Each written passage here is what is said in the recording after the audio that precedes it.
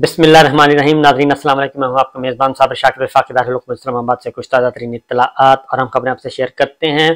पाकिस्तान तहरीक इंसाफ को डिसमेंटल करने की, क्रैश करने का प्रोग्राम अभी तक जारी और सारी है। इमरान खान सबको सियासत से आउट करना है और पाकिस्तान तहरीक इंसाफ को क्रैश करना है। ये पूरे का प्रोजेक्ट है और इसका टास्क दे दिया गया है। हुक्म हाकिम है और हुक्म हाकिम की तामील में ये सब कुछ किया जा रहा है, लेकिन अभी तक हाकिम जो है वो खुश नहीं है।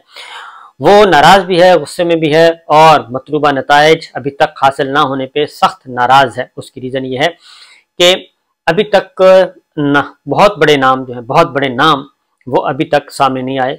चंद एक नाम सामने आए हैं, दो चार, जो कि जिनके बारे में कहा जाता है ये इलेक्टेबल्स हैं। लेकिन इलेक्टेबल्स के बारे में ये बता दूं कि इस वक्त सरदार लतीफ़ खान खोसा है। वो बड़े मायानाज कानूनदान भी हैं, बड़े पुराने सियासतदान भी हैं।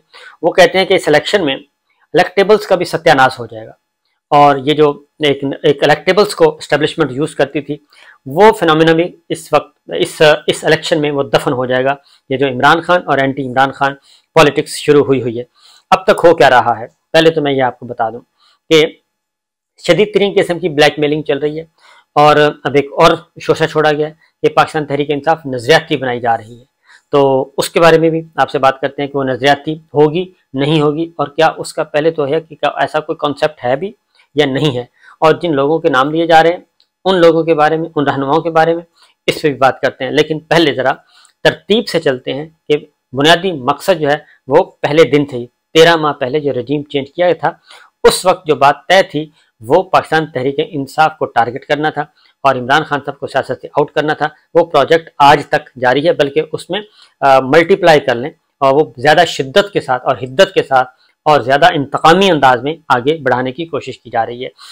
9 मई का वाक़या हुआ कोर कमांडर हाउस लाहौर, ये वाक़या हुआ।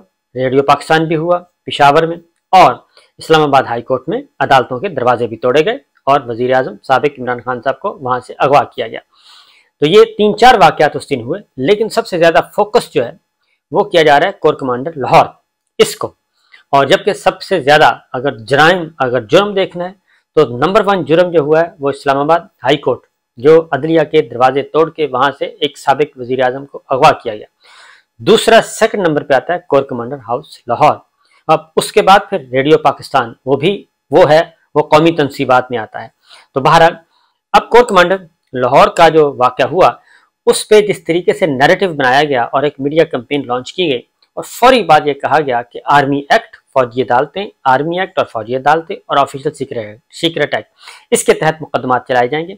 अब इसको ISPR ने भी बहुत ज़्यादा फैलाया और आसाब पे सवार किया और दूसरी जानिब ISPR के साथ साथ PDM ने भी, मौलाना फजलुर रहमान और मुस्लिम लीग नवाज ने भी इस चीज़ को बहुत आगे बढ़ाया, फैलाया कि जनाब ये फौजी अदालतों के तहत ही मुकदमात होने चाहिए और ऑफिशियल सीक्रेट एक्ट के तहत होनी चाहिए, क्योंकि स्पीडी ट्रायल है। एक कर्नल साहब अदालत लगाएंगे और उस अदालत में सबको सजाएं सुनाएंगी। फिर ISPR भी इस कैंपेन को लेकर आगे बढ़ता रहा। फिर कोर कमांडर्स कॉन्फ्रेंस हुई, उसमें बात की गई। फिर कौमी सलामती कमेटी का इजलास हुआ, उसमें बात की गई। तो इस चीज़ को आगे से फैलाया जाता रहा। अब उसमें फिर अब जब तहकीकात अभी नहीं हुई थी, सब कुछ भी नहीं हुआ था, लेकिन ये सारा काम कर दिया जियो फेंसिंग के जरिए 3400, 3500, 5000, 10,000, ये सारे के सारे, और 10,000 सियासी कैदी मौजूद हैं, वो सारे के सारे पाकिस्तान तहरीक इंसाफ के। अभी पेशावर का काम नहीं शुरू हुआ, पेशावर के भी मैं आता हूँ, लेकिन पहला फोकस है पंजाब का। अब पंजाब में क्या, और असल पंजाब में हदफ क्या है, क्योंकि पंजाब में इस वक्त वफादारियाँ तब्दील करवाने की कोशिश की जा रही है, पार्टी तोड़ने की कोशिश की जा रही है। उसकी वजह यह है कि मरीम साहिबा, ये जो एग्रीमेंट हुआ था रजीम चेंज का, उसमें पंजाब वापस मिलना था। पंजाब तख्त लाहौर जो है वो वापस शरीफ फैमिली को दिया जाना था। ये एक एग्रीमेंट था बाजवा साहब का और नून लीग के दरमियान, मरीम साहबा के दरमियान, नवाज शरीफ साहब के दरमियान ये मुआहदा हुआ था। और ये लड़ाई कहाँ से शुरू हुई थी? लड़ाई शुरू हुई थी जब सुप्रीम कोर्ट ऑफ पाकिस्तान ने लोटा करेसी पर पाबंदी लगाई, हॉर्स ट्रेडिंग पर पाबंदी लगाई, 63A में की तशरीह की और लोटे सारे फारग हो गए, यानी कि लोटों को बेतौकीर कर दिया, बेवकत कर दिया लोटों को। उससे लड़ाई शुरू हुई। फिर बाजवा साहब ने एक इंटरव्यू में बताया भी कि भाई ये मैं तो नहीं हूँ, क्योंकि मरीम साहिबा और नवाज शरीफ साहब तो बाजवा साहब से पूछ रहे थे कि जनाब बताएं, आपने हमें तख्त लाहौर वापस देना था, तो वो तख्त लाहौर किधर है? तो तख्त लाहौर वापस नहीं, तो बाजवा साहब ने सारा मलबा अदलिया पे डाल दिया था। उसके बाद फिर एक नैरेटिव बन गया कि ये जो अदलिया ने रीराइट किया कॉन्स्टिट्यूशन, ये नैरेटिव बनाने की कोशिश की, जबकि अदलिया ने पाकिस्तान की तारीख में पहली दफा लोटों के खरीदो फरोख्त पर पाबंदी लगाई थी। बहरहाल ये हुआ जी। अब पंजाब फोकस है, पंजाब को तख्त लाहौर वापस शरीफ फैमिली को देना है, उस प्रोजेक्ट पे काम हो रहा है, लोगों को तोड़ा जा रहा है, लेकिन अभी तक मतलूबा नताइज हासिल नहीं हो सके। उसकी नंबर 1 रीज़न ये है कि जो वोट बैंक है वो है इमरान खान साहब का। इमरान खान की तस्वीर को 70% पसंद करते हैं, यानी कि इमरान खान को 70% वोटर पसंद करता है। पाकिस्तान की आवाम 70% इमरान खान साहब को पसंद कर रहे हैं, और बाकी जो 30% है वो कोई 2% है, कोई 4% है, कोई 5% है, बाकी सारी जमातें उसमें आती है, तो 70%। इसलिए ये कहा जा रहा है कि जनाब अगर हम सारों को डिसमेंटल कर भी दें तो बात नहीं बन रही इमरान खान साहब की मकबूलियत। अब उसमें जो 9 मई का वाक़या, जो फौजी कानून, फौजी अदालतें, एक बहुत हवा खड़ा किया गया और हज़ारों लोग गिरफ्तार कर लिए गए, मजीद लिस्टें बन रही हैं। जियो फेंसिंग, जो उस वक्त उस एरिया में मोबाइल फ़ोन आ रहा है उसको उठा रहे हैं, मोबाइल फ़ोन किसका है किसका नहीं है, उस एरिया में मौजूदगी ही वो कहते हैं आर्मी एक्ट। ठीक है जी, ये हो रहा है।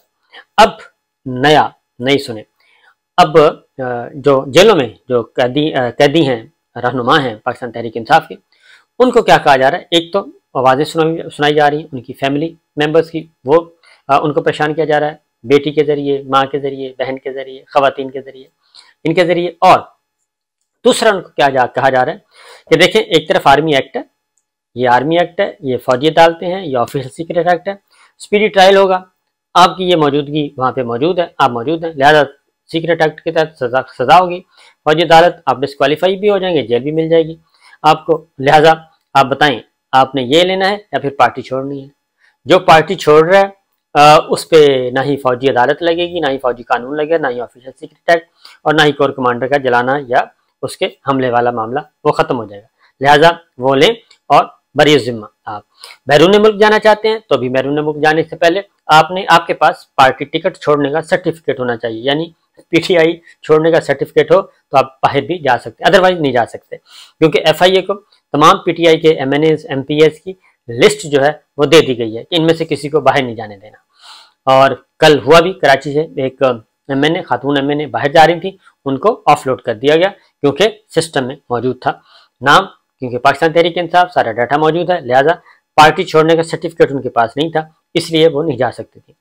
अब एक और चीज़ सामने आ गई है कि ये जो फौजी अदालतों का काम, फौजी कानून और मिलिट्री एक्ट, आर्मी एक्ट और ऑफिशियल सीक्रेट एक्ट, ये बारगेनिंग चिप के तौर पे इस्तेमाल किया जा रहा है, बारगेनिंग टूल के तौर पे, और ब्लैकमेल किया जा रहा है अरकान को, रहनुमाओं को, शहरियों को।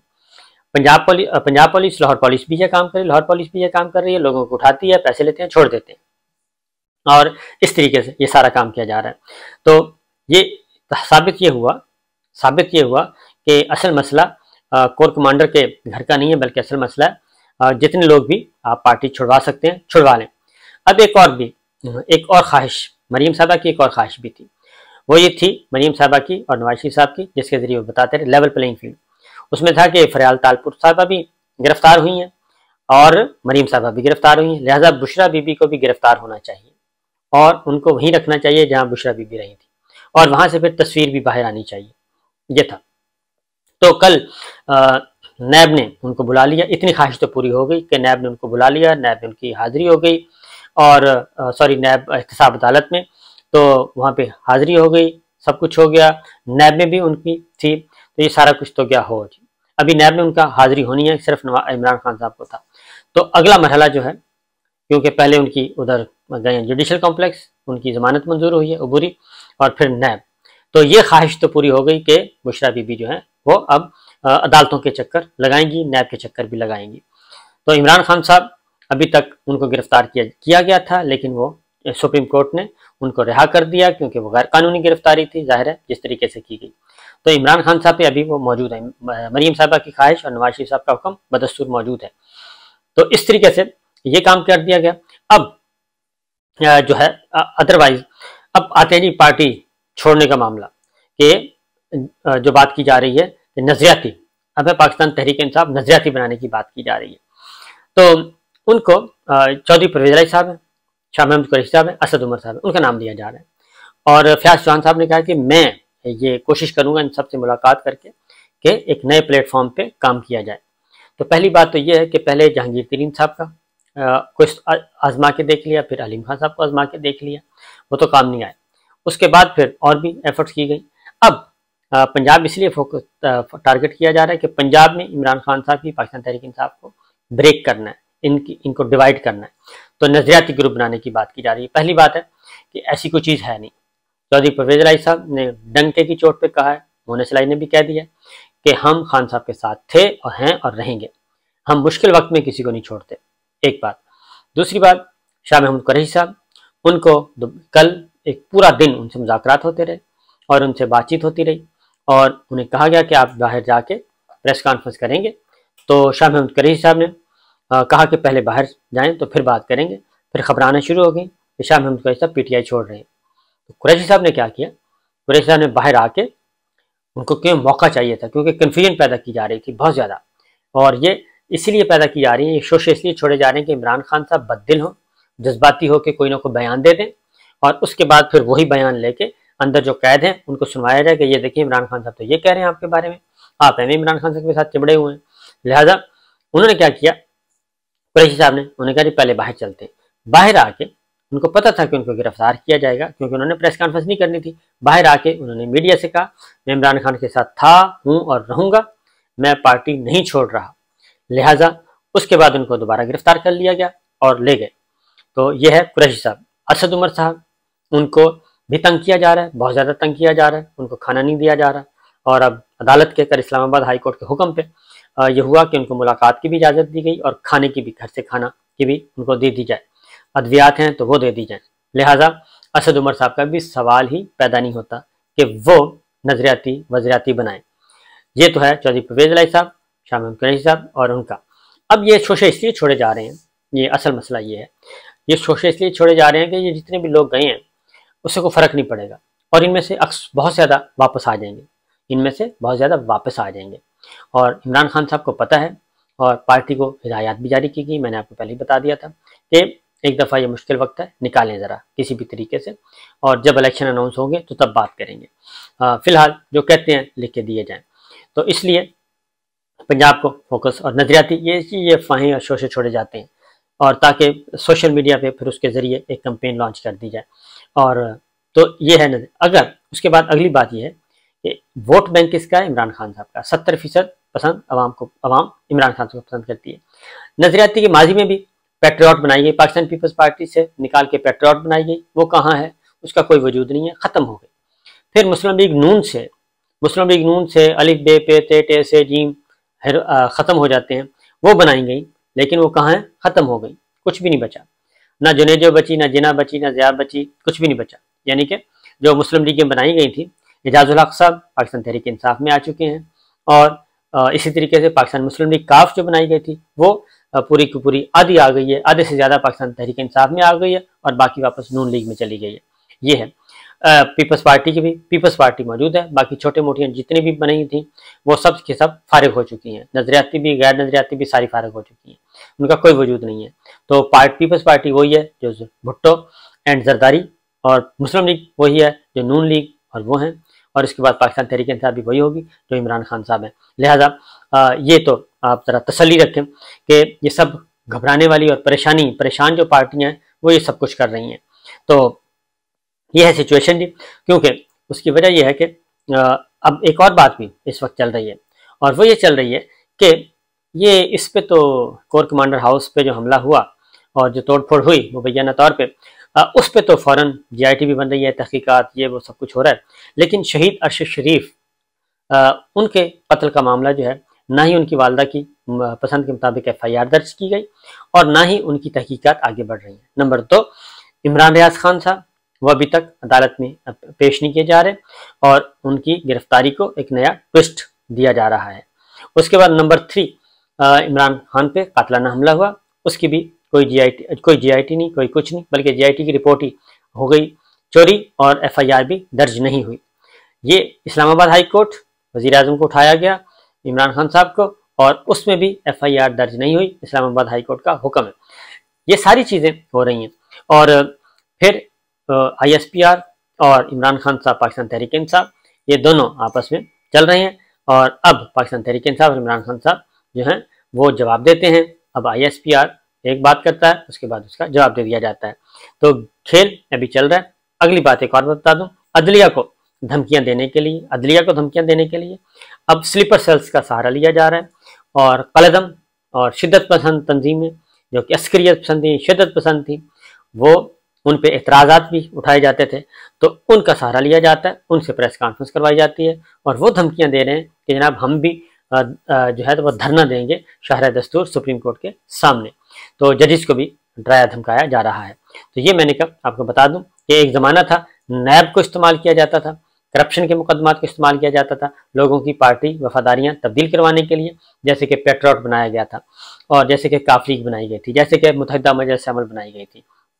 तो अब क्या किया जा रहा है, क्योंकि शाहिद खान अब्बासी साहब ने एक टीवी प्रोग्राम में बताया है, उन्होंने कहा जी कि मेरे पास आए थे 2001-2002 में जब ये काफ लीग बन रही थी, तो मेरे पास मियाँ अजहर साहब आए थे, क्योंकि मियाँ अजहर साहब काफ लीग के सरबराह थे, हम ख्याल उस वक्त मुस्लिम लीग हम ख्याल थी, उनके सरबराह थे, उनको लाया जाना मकसूद था। तो वो आए मेरे पास, मिलिट्री अफसर आए, फौजी अफसर, और उन्होंने शाहिद खान अब्बासी साहब को कहा कि ये हथकड़ी है, आपको हथकड़ी लेनी मिलेगी, या फिर ये काफ लीग ज्वाइन कर लें। काफ लीग ज्वाइन कर लेंगे आपके लिए आसानियां हैं, काफ लीग ज्वाइन नहीं करेंगे आपके लिए हथकड़ी है। तो खाकान अब्बासी साहब ने कहा था कि मैं मजीद 2 साल जेल में पड़ा रहूंगा और इससे ज़्यादा नहीं, क्योंकि उनको तैयारा हाईजैकिंग केस में सजा हुई थी। तो ये सारी चीज़ें हैं जी, अभी भी वही स्क्रिप्ट है, वही सब कुछ है, किया जा रहा है, लेकिन हौसला रखिए, इंशाअल्लाह अल्लाह करम करेगा।